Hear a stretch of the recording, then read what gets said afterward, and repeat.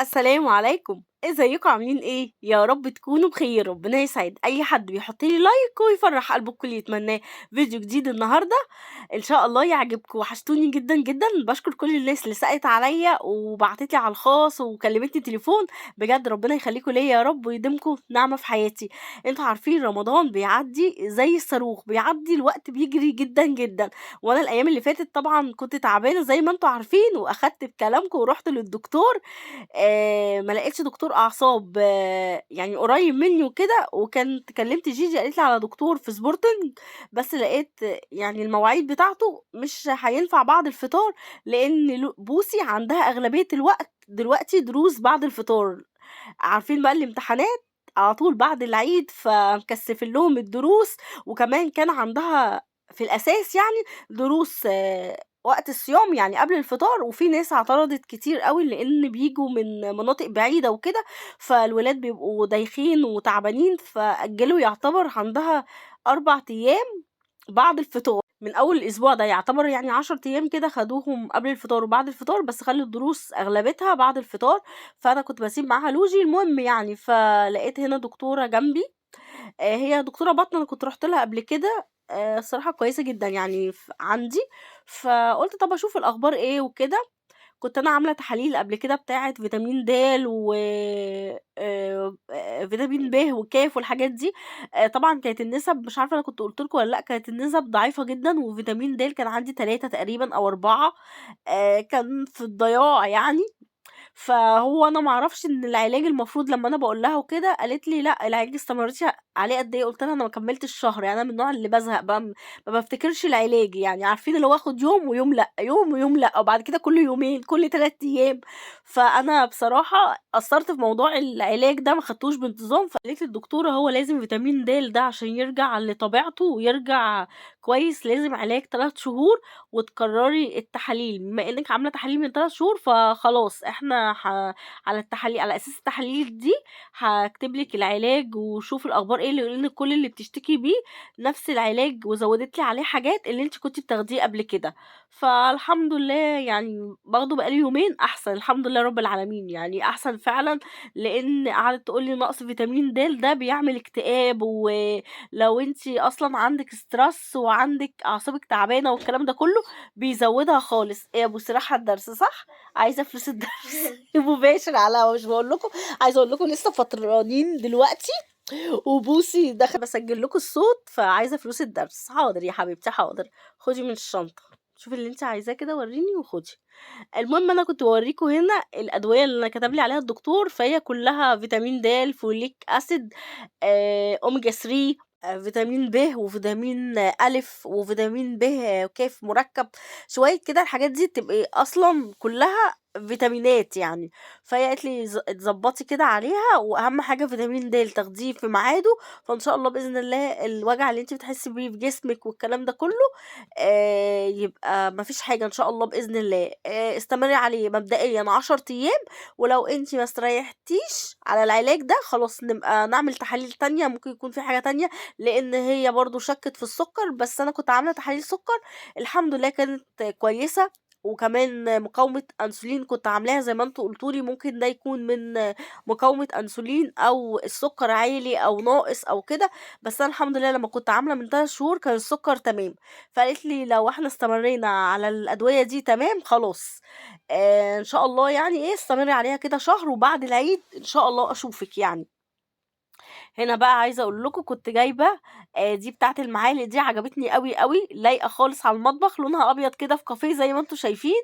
دي من كارفور من الوطنية، يعني أي حد بيبيع مستلزمات بلاستيك هتلاقوا منها ألوان كتير جدًا، وسعرها كان عامل 50 جنيه. فقُلت أقول لكم لو حد حابب يجيب منها، لإن أنا حاطة طبعًا المعالق في الإدراج، فعايزة أقول لكم إن أنا باسيبها تتصفى الأول على فوطة، وبعد كده أمسحها وأحطها في الدرج، وكل شوية أفتح الدرج، وطبعًا وفتح الدرج وقفله كل شوية لقيت المِجرة بتاعته بدأت تسيب يعني، لإن طبعًا عايز معلقة للشاي، معلقة للنسكافيه، أي معلقة طبعًا بنفتح الدرج على طول باستمرار. فقُلت أحط كام معلقة كده من اللي إحنا بنستخدمها قدّامنا كده تبقى على الرخامة.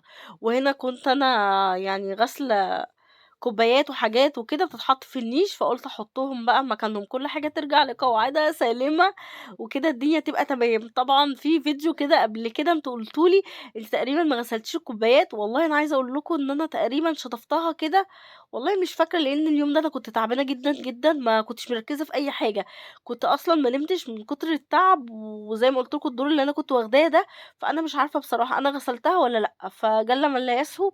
وباشكركم إن أنتم متابعين الفيديو ده كده بانتظام واتفرجتوا على الفيديو كامل، أغلبية الناس كتبت لي كومنتات، فأنا مش فاكرة أنا غسلتها والّا لأ، وقلتوا لي شيلي الlabel بتاعها أو الticket ده اللي بيبقى مكتوب بالأزرق، حاضر، بس عايزة أقول لكم إن هي يعني لازق أوي، فجيت إن أنا أشيله لقيته هيعلّم في الكوباية فسِبته بصراحة.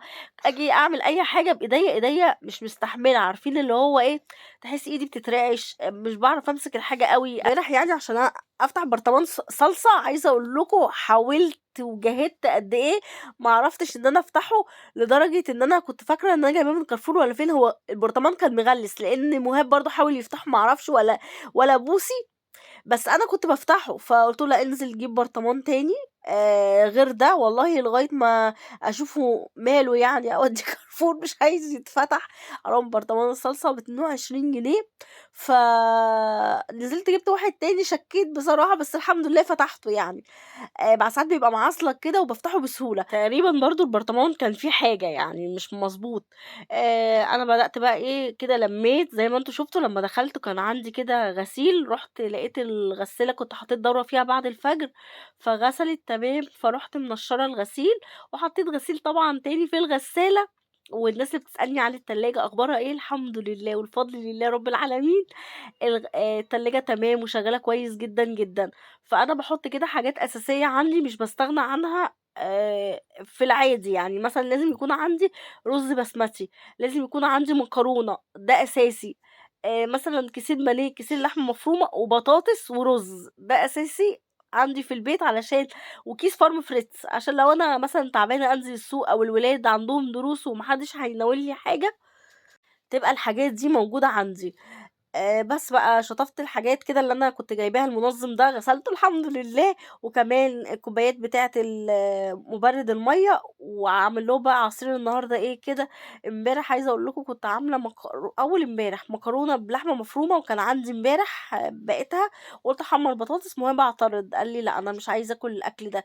يا ابني يرضيك يهديك طب هتاكل إيه؟ ما هو فاضل مكرونة عندي كتير ولحمة مفرومة يعني هاحمّر لكم كده جنبها بطاطس محمرة أحسن من أكل برّه، والله زي ما باقول لكم كده راح قال لي: "أنا حُر هاجيب من مصروفي."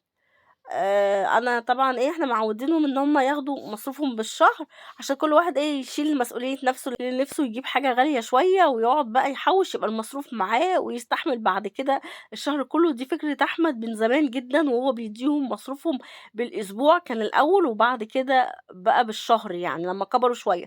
أنا طبعًا ما كنتش راضية عن الفكرة دي، ليه بقى؟ علشان بيخلّصوا المصروف وييجي بقى إيه، يتحايلوا عليّا أنا الأم الحنونة بقى. وقت العصاري كده وأنا باشرب كوباية النسكافيه يتحايلوا عليّا: "ماما بالله عليكِ هاتي 5 جنيه، ماما بالله عليكِ يا ماما 10 جنيه." يتحايلوا بقى آخر الشهر كده عارفين، طب ادّيها لنا النهارده وهنقعد يومين 3 ما نطلبش منِّك حاجة، طب بوسي بقى، تقعد تقول لي إيه: "ماما عايزة حاجة أعملها لِك في البيت، طب أشطّب لِك المطبخ كلّه وتدّيني 5 جنيه، طب مش عارفة أعمل لِك إيه، أنضّف لِك البلكونة وتدّيني 10 جنيه." تقعد بقى إيه تتحايل عليّا، فأنا كنت رافضة المبدأ ده، لكن باباهم بقى هو اللي عوّدهم على كده، بيقول لي عشان يشيلوا المسؤولية يعني، ويعرفوا إن الحاجة مش بتيجي بالساهل، ولو خلصوا مصروفهم يتحمّلوا المسؤولية. أنا ضد ذلك، بس إحنا ده اللي مستمرين عليه يعني. طبعًا كلام باباهم جاي على هواهم جدًا، جدًا، وأنا بيصعبوا عليّا، فالموضوع بالنسبة لهم كده إيه أحسن. فالمهم امبارح قعد يصمم إن هو إيه هياكل أكل من برّه، طب هتجيب إيه؟ قال لي هاشوف. المهم نزل جاب وجبة كده من على أول الشارع عندنا، عبارة عن أنا شُفتها رُز بسمتي وعليها تومية وتقريبًا إيه تاني واسمها إيه دي، تومية وطحينة وفراخ مشوية، رُبع فرخة مشوي، عايزة أقول لكم رُبع ورك يعني كمان مقدّد، مقدّد بمعنى الكلمة، يعني عايزة أقول لكم إن هو معمول كذا مرّة أو فراخ دي كانت صغيّرة أوي، الورك أصلًا يعني كأنه مثلا ورك فرخة طبيعي ومقسوم على 2. رز بسمتي طبق كده، الرز بسمتي طبق حلو كده ومخلل. فهو ده بكام يا حبيبي؟ ده 100 جنيه. تخيلوا يعني الفرخة ب400 جنيه بالرز. ازاي يعني؟ ازاي يا ابني؟ قال لي والله يا ماما هو مكتوب كده. طبعا ماشي، انت حر بقى، ما انتوا عارفين ان انا كل شويه هقفل على الواحده، انا جبت من مصروفي، انا مش هطلب منك بقى مصروف. المهم رحت ايه، هو كان محوش، يعني احنا كنا اخر الشهر وهو كان محوش. فقلت له يا ابني حرام، كل من البيت 100 جنيه تجيب بيها حاجه تانية. كنت ما علينا. جه ياكل الاكل ما عجبوش خالص خالص خالص. الفرخه طعمها وحش، الرز مش مستوي، فيه بهارات كتير، ومهم ما بيحبش الحاجه اللي فيها البهارات كتير. فكان بصوا يعني على اخره. قلت له عشان تبقى تسمع كلامي تاني مره وما تجيبش من بره، خصوصا في رمضان، لان كده كده اللي مش هيجيب مضطر ان هو يجيب عشان يفطر. فالنهارده مع ان الدكتوره قالت لي انت ما تقفيش على رجلك كتير يعني وحاولي تريحي وكده، قلت لا ده لازم اعمل لهم اكل النهارده.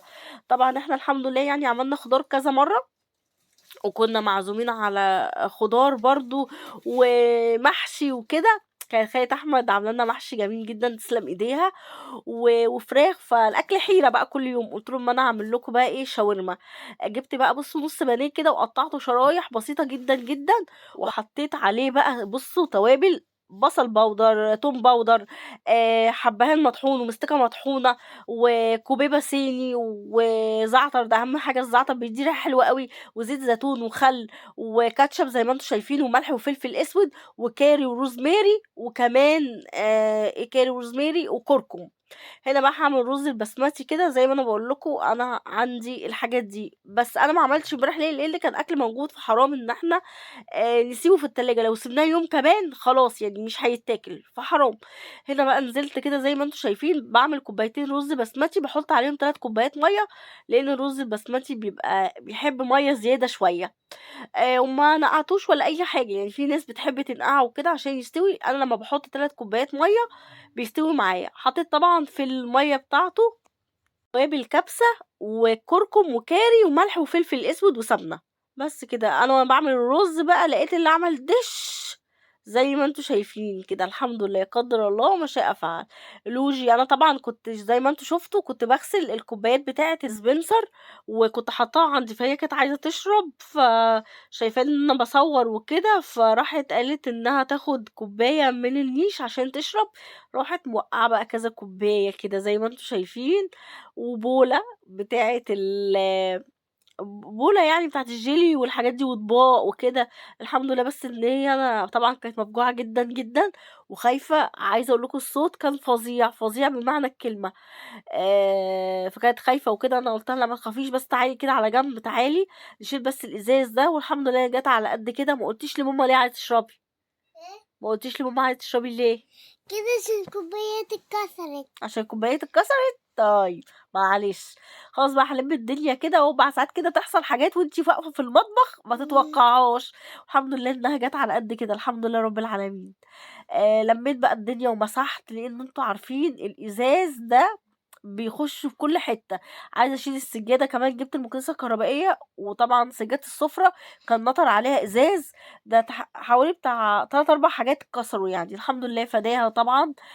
بس هي الفجعة، يعني الفجعة هي اللي كانت صعبة جدا جدا. عقبال بقى قلت ما الرز يستوي. وطبعا انا حطيت الشاورمة الفراخ دي في التتبيلة. عايزة اقول لكم الاكلة دي كلها يعني مش هتكلفني 100 جنيه، لانه نص البانيه دلوقتي عامل 75 جنيه.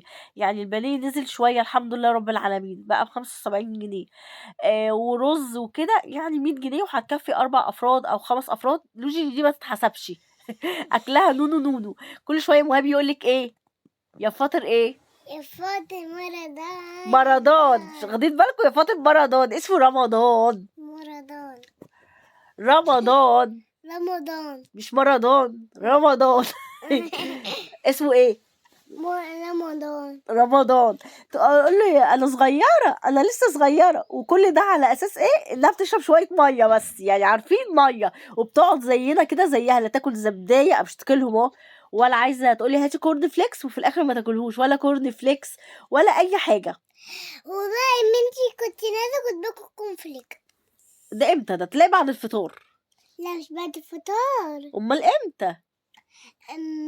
كان طنط هنا في البيت. طنط يوشا كلتي وكنا كورن فليكس؟ كنا رايحين ملاهي وانتي كنت رايحة في حتة اه وبوسي رايحة معاكي وطنط رايحة كنا رايحين مشوار. وانا كنت قاعدة اكل كفري. كورن فليكس. طب كلت يا جماعه كورن فليكس؟ ده الكلام ده ما ده بعد الفطار على فكره، والله كان بعد الفطار. بس بقى فالمهم بقى يغلس عليها وكده بقى تقعد تعيط تقولي له انا صايمه ما تعيطيش. طبعا قلت بقى وانا واقفه كده كنت خلاص البيت بقى ما فيهوش حاجه، بحب ادخل المطبخ يبقى البيت عندي ما فيهوش اي حاجه، على اساس ان انا اي حاجه فيه اطلع منه المطبخ يبقى نظيف. بصوا طبعا انا كنت غاسله الكوبايات والاطباق وكل حاجه كانت فيه، بس طبعا مطرح ما عملت الاكل بقى القطاعه والبولات والحاجات دي هغسلهم بقى بالمره كده زي ما انتم شايفين، عشان الدنيا تبقى زي الفل، وامسح الرخامات وكل حاجه تبقى في مكانها. لما بكون بقى مش عامله عصير عناب او كده، فالمنقذ بتاعي بقى ان انا اعمل صوبيا واعمل تانك. في ناس كتير قوي حذرتني من موضوع التانك ده، بس عايزه اقول لكم والله ولادي بيحبوه جدا جدا. يعتبر بعمله لهم مثلا ايه، من اول رمضان عملت لهم مره ودي تاني مره، مش يعني كل مثلا اسبوع ولا حاجه بعمله ليهم يعني، لكن مش في الاساس يعني كل يوم، لا خلاص بحاول ان انا انوع لهم. اهو ده بقى التانك بتاعهم اللي بيحبوه. وقمر الدين يعني بوسي بتشربه كده على استحياء، اللي هو ايه تشجيعا ليا، لكن ولا مهاب ولا لوجي بيحبوه. انا بتحب التانك صح؟ وصوبيا. وبص هنا حصلت حاجه فظيعه، مهاب بيقول لي دي ازازتي، بقول له ايه يا حبيبي ازازه ايه؟ بيقول لي يا بابا الازازه اللي انت حاطه فيها الابيض ده دي ازازتي. قلت له بجد والله؟ قال لي والله العظيم دي ازازه الميه بتاعتي. قلت له معلش يا حبيبي هجيب لك واحده بدلها سامحني. سامحني. قال لي ازاي؟ طب هغسلها لك. يقول لي لا دي ريحه اللي انت حطاه ده صوبيا يا حبيبي صوبيا هتطلع منها، لا لازم تجيبي لي ازازه دلوقتي. طب انا اشرب في ايه دلوقتي؟ هو صحيح ليه ازازه؟ انا اتلخبطت منها وبين ازازه العصير. قبل يعني اول ما الاذان بيأذن بيروح مليها من الديسبنسر وشارب منها، دي ازازته بقى، هو عامل نفسه ازازه بجد اتلخبطت فيها. وعملت فيها العصير من غير ما اعرف. قلت له خلاص والله هجيب لك واحده تانية. عرفتي مصروفي بعمل فيه ايه؟ بجيب بيه حاجات مفيده. الازازه دي بصراحه خدت ازازة بتاع بابا. لا، ما أنا قلت له تاخدش ازازه بابا، لا ازازه بابا دي امانه. وهو قال له بابا. طب في حاجات تطورات يا جماعه حصلت. لوجي دي فتانه درجه اولى. انا مالي. انا مالي يا احمد. مهاب خد الازازه وبيقول قال لك، خد ازازتك وبيقول قال لك، انا مالي. انا ماليش دعوه. انا قلت له ازازه بابا ما تجيش جنبها، دي امانه انا شايلها له لما يجي بالسلامه ان شاء الله باذن الله. لوجي بتقول اهي ان هو قال لك ان هو هياخد ازازتك، انا ما شفتش بصراحه. هو قال لي قلت له ما تاخدهاش. بصوا بقى عملت كده سرفيس حلو قوي، رز بسمتي وعليه بقى الشاورمة الفراخ دي، هما مش بيحبوها ولا فيها طماطم ولا بصل ولا فلفل ولا اي حاجه. حتى احنا لما بنجيبها بتاعه الرز اللي هي فتة الشاورما دي مبيبقاش عليها اي حاجه. كده لوجي كانت بتسلم عليكم، ويا رب النهارده الفيديو يكون عجبكم بقى. ما تنسونيش بلايك وشير وكومنت حلو منكم، بتساعدوني جدا جدا. بحبكم في الله، والسلام عليكم ورحمه الله وبركاته. اشوفكم على خير في فيديو جديد، مع السلامه. ايه ده بقى؟